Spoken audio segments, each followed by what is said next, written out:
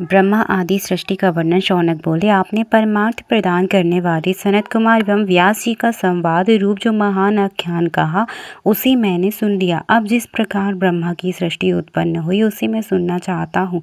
जैसा आपने व्यास जी से सुना है उसे मुझे कहिए। सूत जी बताते हैं कि हे मुनि, मेरे द्वारा कही जाती हुई श्रुतियों में विस्तार से वर्णित अनेक अर्थों वाली सभी प्रकार के पापों का नाश करने वाली दिव्य एवं अद्भुत कथा को आप सुनिए। जो मनुष्य से पढ़ता है अथवा बार बार सुनता है वह अपनी वंश परंपरा को स्थिर रखते हुए स्वर्ग लोक में प्रतिष्ठा प्राप्त करता है। जो प्रधान और पुरुष स्वरूप है, जो नित्य और सदात्मक है, उन्हीं पुरुष रूप लोक सृष्टा के द्वारा प्रधान अर्थात प्रकृति के माध्यम से सृष्टि की गई है।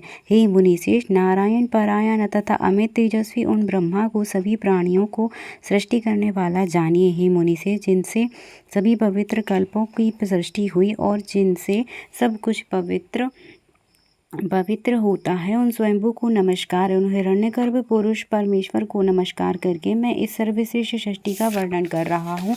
समय समय पर ब्रह्मा इस सृष्टि के सृजन करता, विष्णु पालन करता और शिव जी संहार करता रहे हैं। इसके अतिरिक्त सृष्टा तथा लय करने वाले अन्य कोई नहीं है। नाना प्रकार के प्रजाओं की सृष्टि की इच्छा से भगवान स्वयंभू ने सर्वप्रथम जल को उत्पन्न किया, उसमें औज का आधान किया।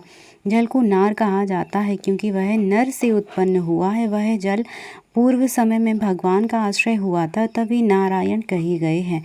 भगवान के द्वारा जल में आधान किए गए ओज से एक सुवर्णमय अंड प्रकट हुआ, उससे स्वयं ब्रह्मा उत्पन्न हुए, अतः वे स्वयंभू कहे गए हैं। भगवान हिरण्यगर्भ ने 1 वर्ष तक वहां पर निवास करके अंडे को 2 भागों में विभक्त किया और उनसे स्वर्ग भूलोक का निर्माण किया। उन्होंने उससे नीचे और ऊपर कुल 14 भुवनों की रचना की। प्रभु ने दोनों खंडों के बीच में आकाश का सृजन किया। उन्होंने जल में तैरती हुई पृथ्वी तथा 10 दिशाओं की रचना की और वही काल, मन, वाणी, काम, क्रोध और रति को बनाया। तत्पश्चात उन महातेजस्वी ने मरीचि, अत्रि, अंगिरा, पुलस्त्य, पुलह, क्रतु, वशिष्ठ इन 7 मानस ऋषियों को उत्पन्न किया। पुराण में यही 7 ऋषि ब्रह्मा के नाम से प्रसिद्ध हैं। उसके बाद पुनः ब्रह्मा जी ने क्रोध से उत्पन्न होने वाले रुद्रों की और सबके पूर्वज ऋषि सनत कुमार की रचना की। इस प्रकार ये सप्तऋषि पहले एवं रुद्र उनके बाद उत्पन्न होते हैं। सनत कुमार तो अपने तेज का संवरण कर स्थित रहते हैं, किंतु उन सप्तऋषियों के 7 महावंश उत्पन्न होते हैं जो दिव्य देवर्षियों से पूजित क्रियाशील महर्षियों से अलंकृत होते हैं। जय जय श्री शिव महापुराणे। हर हर महादेव, हर हर महादेव, हर हर महादेव।